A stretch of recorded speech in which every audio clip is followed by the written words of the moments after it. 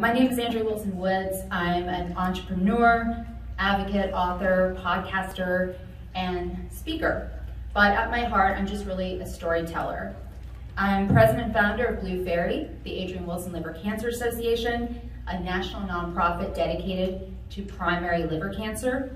I'm also the CEO and co-founder of Cancer University, which is a for-profit social impact health tech startup. And before I dive in, I want to share a few stories with you. The last conference I did in person was February 28th, 2020. And we all know what happened next. So it's been a really long time since I've had to actually dress up and see people in person, as I think many of us can relate because we wore our pajama bottoms with a blouse on top during Zoom. And I think the women might appreciate this a little bit more. I didn't realize until just now, it's been so long since I've worn this blouse that I forgot the belt. I brought it. It's just in the hotel room, hanging in the closet. And then when I came back from the restroom, I realized, oh, my cat has been sleeping on this skirt. Great. And then I also forgot how loud bagels are. So.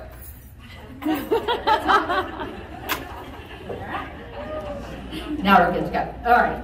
Also, I'm going to say, wow, that City of Phoenix video was fantastic. I missed the very beginning. I'm sorry I did. I have a lot of fond memories of Phoenix. My dad and stepmother moved here in the mid-'80s. And when I moved to Los Angeles to attend USC, I visited Phoenix all the time, usually on a holiday, which was a problem because of the traffic. The fastest I ever made that drive, my little Ford Escort, was 5.5 hours. The worst drive was 8.5 hours. Basically, I got to Palm Springs and then we didn't move for a very long time, and my brake pads gave out. And it was just metal on metal the rest of the way to Los Angeles. But I really do have a deep love and appreciation for Phoenix. And also, when I tell you about my Uber driver yesterday, I'm looking at the app and going, oh my God, this guy hasn't done 100 trips. That's a little strange. So I asked him, how long have you been working for Uber? He said, 3 weeks. Okay, and he said, oh, well, I started working for Uber when I moved to Phoenix 3 weeks ago. Okay, where'd you move from? And he says, Portland. I was like, oh, wow, and I really, really love Oregon. And I'm thinking, I don't get this. And I said, well, do you have family or friends? I mean, why did you move to Phoenix, of all places? This is a direct quote. It's hot. He was tired of Portland. He didn't want to be in Portland anymore because it was too wet, too damp. Today, I'm going to talk with you about how to revolutionize clinical trial design, one of my many passions, and I have no conflicts to declare. Here's a quick overview of the topics I'm going to cover, why I am so passionate about helping cancer patients and caregivers, the truly sad statistics around clinical trials, the 3 pillars that I believe will revolutionize clinical trial design, and the positive outcomes and results of those pillars. So, to quote Simon Sinek, I think it's really important to start with your why. I have lost 6 family members to 5 different kinds of cancer: breast, bone, lung, liver, and head and neck. The first funeral I ever attended was my paternal grandfather's. He died when I was 7 years old from lung cancer. Years later, my maternal uncle died from bone cancer, and my paternal uncle died from lung cancer. That's 2 cancers if you're counting right now. My step-grandfather was misdiagnosed with an abscessed tooth, and by the time he received a correct diagnosis of squamous cell carcinoma, it killed him. My maternal aunt survived her first battle with breast cancer, only to have it return with a vengeance 10 years later. I saw her in the hospital. Cancer had invaded her breast, her lungs, her liver, and her bones. And she died in a hospital hooked up to a half-dozen machines that kept her alive until they didn't anymore. However, the most significant loss was my sister Adrienne, and I'm gonna save her story for the next slide. I am surrounded by cancer. It's not like when I was a little girl, I said, when I grow up, I want to do this. Not even close. And I've never been diagnosed with the disease myself until a few weeks ago. I learned that the polyps my gastroenterologist had removed earlier this year were precancerous. And he didn't tell me. I read my medical records. So in a follow-up, just a few weeks ago, I asked him about it. I confronted him. And this guy is like the Dr. House of GI where I live in Birmingham. And he's told me, oh, don't worry about it. It's not a big deal. I'm like, but you should have told me. He's like, oh, okay. You have a higher likelihood of developing colon cancer than the average person, but 1/3 of people fall into that category. And I just looked at him and I said, I'd rather be in the 2/3 who don't. And then he tells me that I'll have my next colonoscopy in 5 years. And I said, oh, no. We're gonna do one next year. We're gonna put it on the books right now. So, like I said, I feel like I'm surrounded by cancer. And now let me tell you about a young woman who is my hero. And sometimes this is a hard thing for me to talk about, but when I was 22 years old, I graduated from USC, I'd stayed in Los Angeles, and I got custody of my then 8-year-old sister, Adrienne. I raised her all through my 20s. I was her legal guardian. And then one day, 1 month after her 15th birthday, an ER doctor changed our lives forever when he said she has tumors in her liver and lungs. And he also said they were not equipped to handle that situation because we were seen in a hospital that didn't treat pediatric patients. And so that very night, we went to Children's Hospital Los Angeles. Wednesday, May 16th, 2001, was day 1 of Adrienne's incredibly short 147-day cancer journey. And next month will be the 20th anniversary of her death. And I hate the word anniversary, but I can't think of another one. And so she died when she was 15. To be more exact, she was 15 years, 6 months, and 1 day old. And I'll never get over her death. I loved her more than anyone I've ever loved in my entire life. So what I did was I channeled my grief into patient advocacy. In 2002, I founded Blue Fairy, the Adrienne Wilson Liver Cancer Association. Our mission is to prevent, treat, and cure primary liver cancer, specifically hepatocellular carcinoma, through research, education, and advocacy. 3 years ago, I co-founded Cancer University, or as we like to call it, Cancer U. Cancer U is an online platform for cancer patients and caregivers to educate, empower, and engage them to become advocates for their cancer care, to improve outcomes, lower stress, and reduce cost. And the idea for Cancer U came from me wanting to solve a problem. So while I was raising Adrienne, I was a teacher. And after she died, I went back to school. I gave USC more of my money and got my master's degree. And I became an adjunct professor. I had this crazy idea that teaching adults would be more fun and easier than teaching middle school. I was wrong about that. And I'm also a certified coach. And so that's really my wheelhouse. And I've been coaching patients and caregivers pro bono for over a decade. And at first, I was approached by liver cancer patients and caregivers, but over time, people with all types of cancer from around the world reached out to me, desperate for help and hope. And I think my favorite story is I had a woman who was living in the UK who emailed me, and she wanted to know more about her mother-in-law's upcoming surgery. Her mother-in-law lived in Algeria, and she had emailed me the medical records that were in French. It was a little challenging, but we figured it out. So people call me and text me, email me, and send me private messages on social media. And I've even had people send me their medical records through Facebook Messenger. So if you only remember one thing from my talk, I just want you to remember this. Do not send your medical records through Facebook. Please, don't do it. And aside from treatment, one of the most popular topics of discussion is definitely clinical trials.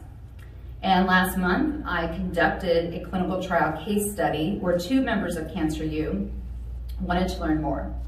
I taught a patient who has non-small cell metastatic lung cancer and his wife how to find a clinical trial. And after only 1 hour of coaching, they learned how to identify which research studies matched him for his diagnosis, but also matched their values and their needs and what they were willing and not willing to do. For example, the location of the trial was one of the most important considerations for them because they are older and they don't like to drive. And I'm so excited, I didn't know if I was gonna be able to say this, but 2 weeks ago, he started a trial. For my sister, Adrienne, by the time clinical trials were discussed, and they were never discussed at Children's Hospital Los Angeles, I had to transfer her to UCLA. And by the time they were discussed, 4 rounds of chemotherapy had just decimated her immune system.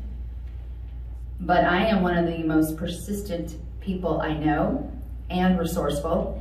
And I had contacted NIH. And I was able to get my sister approved for what was going to be a 1-woman, phase 2 clinical trial on essentially, I guess, a pediatric patient. The drug was safe, but we had no idea if it was going to be effective. And she died a few days after we got that approval. And that's why I am so passionate that clinical trials need to be a first option, not a last resort for patients with advanced disease, especially in cancer. And according to NIH, 80% of clinical trials in the US do not meet their patient recruitment deadlines. And I've seen this firsthand as a member of multiple committees with ASCO and CITY. Also, I served on the NCI task force for hepatobiliary cancers. And up to 50% of research sites enroll 1 or 0 patients. And the longer it takes to get a drug to market, the more cost increase and resources deplete. And one thing to keep in mind is that 85% of cancer patients, like the couple I just mentioned, are seen in a community setting. And only 3% of those patients will enter clinical trials. What I love about healthcare is if these metrics were applied to any other business than healthcare, that business would fail. You know, it would be gone. And many healthcare providers seem to think that if patients just knew clinical trials were available and they knew how to use clinicaltrials.gov, then their accrual problems would be solved. And that's not true. Approaching the accrual problem in this manner, that the patients lack knowledge and tools, puts all the blame on the patients and none of it on the people who designed the trials. If you want to see a radical change in clinical trial enrollment, you have got to flip this script. In the world of science, customer service doesn't exist. But what if it did? Instead of treating patients and their families like a number and a control or intervention group, what if we treated them like the most valuable customers in the world? And yes, I'm asking you to take a page out of the Sam Walton and Jeff Bezos playbook. And I've been talking about this problem for many years, and I've created 3 pillars that I believe will revolutionize clinical trial design. And I forgot to mention at the beginning, I love participation. So based on these photos, does anybody like to take a guess about what the pillars are? Oh, I used to be a teacher, guys. Don't make me call on you. I will. Come on, just shout it out. One looks like the finances. Finances, good. What else? Transparency. Transparency, good, okay. I'm done, like I don't need to talk anymore, it's over. Yes, thank you for that, absolutely. So number 1, be 100% transparent. Be 100% transparent before, during, and after the trial. I worked on a 5-year research study at UCLA that ended in 2007. and the results were not released for 10 years. And I am sure the participants would have loved to know the outcomes. And given that time lapse, I doubt they were notified. 10 years is a long time between completion and publication, but it's still worth notifying the participants. I feel it's important to remember that when a patient commits to a trial, they are not only doing it for themselves, but they are also doing it for science. Keep them updated after they complete the trial. If the patient dies, keep the families updated if they wish. Let them know how their loved one committed and contributed to the science that then improved the lives of future patients. Number 2, pay for everything. I mean everything, not just the medicine. Food, transportation, lodging, and childcare. Most clinical trials are just not designed with the patient's cost in mind. Insurance, if the patient has insurance, may not cover an experimental treatment. And even when the drug is covered by the trial sponsor, patients have so many other costs that are not usually incorporated into the clinical trial design. Food, pay for meals. Transportation, pay for gas, airfare, pay for my Uber guy who just moved to Phoenix. Pay for lodging, any overnight stays, pay for them. And yeah, pay for childcare, provide on-site childcare or provide a childcare stipend. I've seen so many trials shut down because they didn't meet their accrual goals, and often it's because the design of the study was actually too onerous on the patients and their families. Usually the only cost that's covered is the drug, and that's ridiculous. I was speaking at the FDA a few years ago, and I was talking with this doctor from UPMC, very well known, very well respected NCI center. And he was lamenting the fact that his trial just got shut down because they couldn't get enough enrollees. And I asked him about it. And he said, oh, well, yeah, no, we paid for the medicine and everything. I said, well, what else did you pay for? And he said, what do you mean? And I said, what else did you pay for? The protocol of this trial was 1 week on, 2 weeks off. So for 1 week, patients had to be admitted in the hospital and then take 2 weeks off. And I said, well, did you pay for their meals other than what was in the hospital? No. What about overnight stays for a family member? No. Transportation to even get there? No. And they were really trying to recruit outside the city. So there's irony there for you. And of course, childcare was never a consideration. I think to put some perspective on this, I know I'm kind of beating it with a horse here, but in 2019, the average household income for Americans was $63,688. And that's household, that is not individual. And in some parts of the country, that figure would put a family of 4 below the poverty line. It's hard enough battling a serious disease like cancer. Do not make it more difficult by expecting patients to pay for hotels and plane tickets that they cannot afford. Number 3, and by far my favorite, treat patients like they are guests at a 5-star resort. Now, has anyone here ever stayed at a 5-star resort? I see your head no going no. Anyone? Oh, come on, someone has. Are we being shy? No one? Someone in the back, kind of, okay. All right, I've only stayed at a 5-star resort one time at the end of my honeymoon in Fiji. And I can tell you what it was like for me. It was relaxing, it was beautiful, there was a variety of food choices, there was entertainment, everybody is nice to you. I think the greeting was bula or something, but everybody's nice to you. And you just feel so welcome. I think I almost had more of a good time in Fiji in 2.5 days than I had in Australia the previous 2.5 weeks because it was so relaxing. And I consider these the 3 key ingredients for that 5-star resort experience. Outstanding service. amazing comfort, and delightful amenities. So let's break these down. And I'm gonna confront you guys at lunch because one of you has been to a 5-star resort. I'm certain of that. So in theory, a patient is going to experience really high quality care in a clinical trial because of the oversight required and the provider to patient ratio.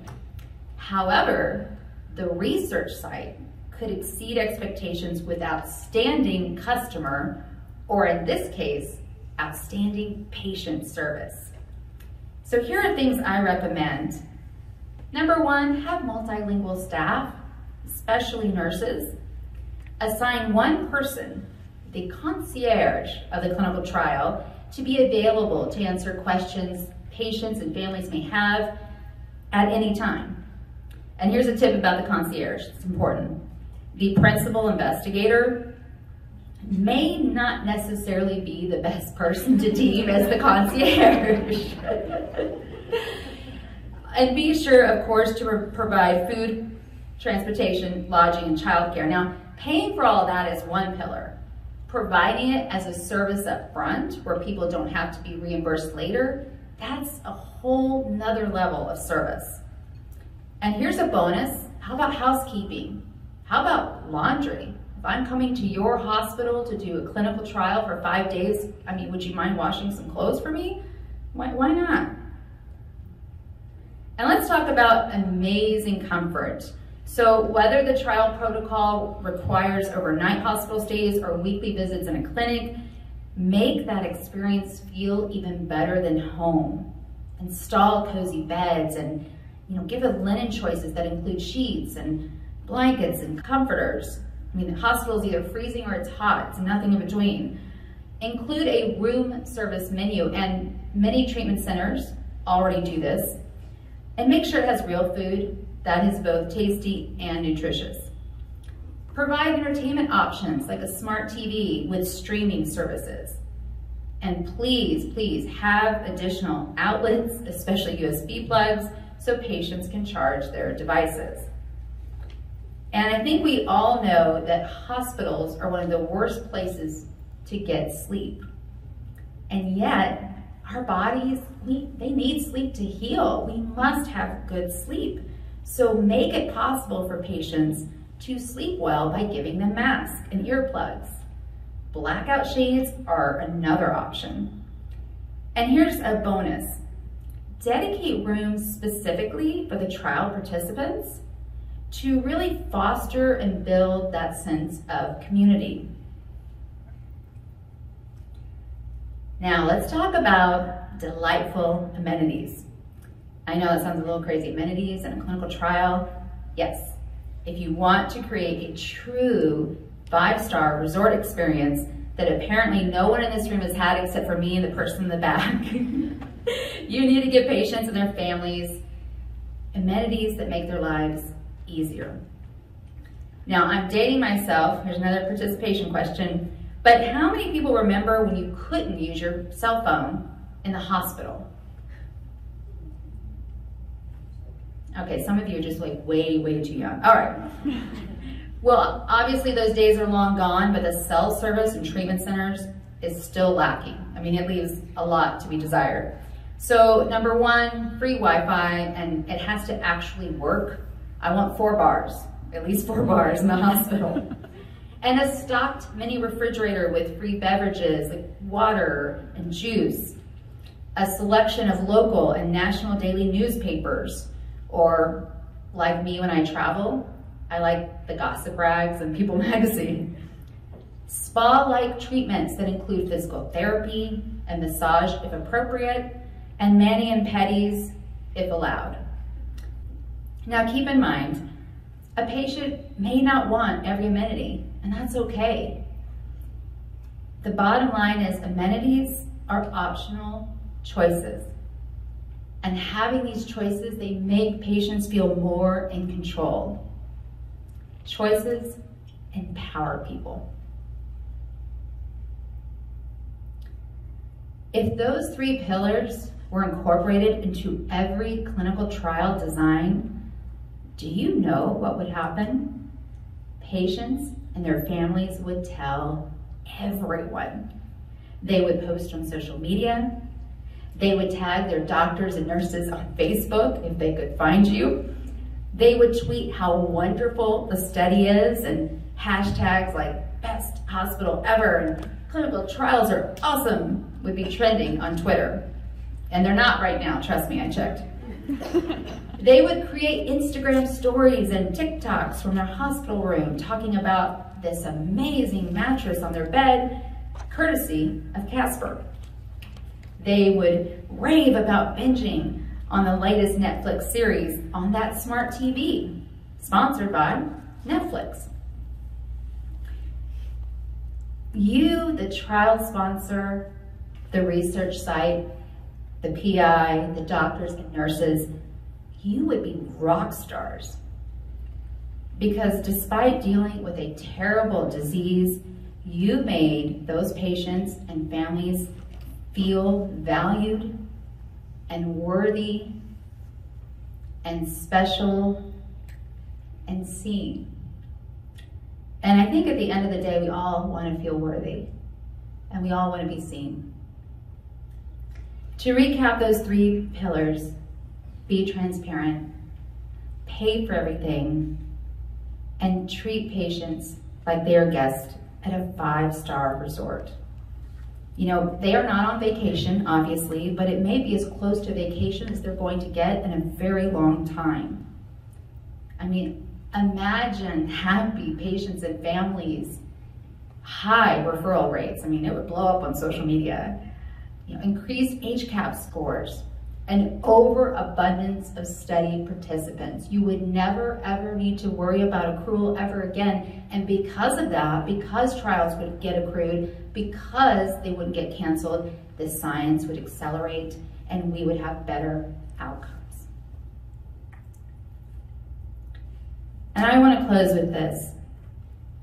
Without patients, you don't have anyone for your research.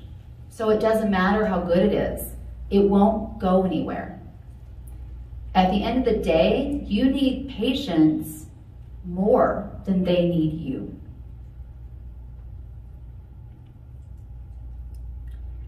So I want to thank everyone, ACRP, I'm probably going to leave people out, ASU, Banner Health for this unique opportunity to share my very wild and crazy ideas. I want to thank Caitlin and Kelsey for putting up with my emails. This event, as all of you know, was supposed to happen over a year ago, so I was so excited that it came back. Please connect with me on LinkedIn. I'm active there, and I talk about healthcare and startups all the time, and you can email me directly at andrea@cancer.university. And to learn more about my organizations, go to blueferry.org, that's the nonprofit for liver cancer, cancer.university, that's the health tech startup. And if you want to read my medical memoir, Better Off Bald, go to betteroffbald.com.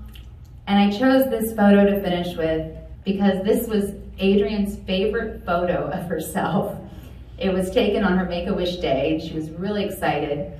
And she thought she looked like a beautiful mannequin.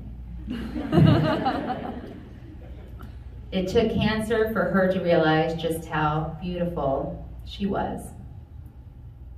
Thank you so much. I'm happy to answer any questions.